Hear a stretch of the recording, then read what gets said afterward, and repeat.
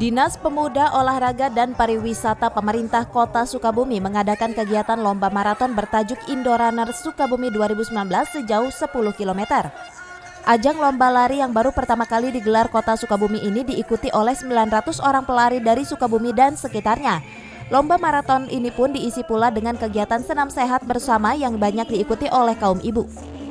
Event olahraga massal ini sengaja digelar sebagai salah satu momen semangat Kota Sukabumi di dalam menyehatkan dan mengolahragakan warga Sukabumi agar senantiasa sehat di dalam mendorong program Indonesia Maju 2020. Ajang ini dimanfaatkan pula oleh pemerintah Kota Sukabumi untuk memperkenalkan berbagai hasil UMKM dari Kota Sukabumi yang salah satunya dengan menyediakan 5.000 porsi mie ayam untuk dimakan bersama. Dampak kepada warga, kita bisa melihat bagaimana antusiasnya warga hadir pada hari ini.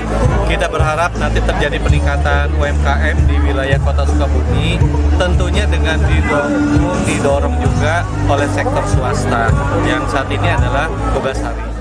Rencananya kegiatan ini akan menjadi event tahunan pemerintah Kota Sukabumi pada tahun-tahun berikutnya. Dari Kota Sukabumi, Iqbal Bakar melaporkan.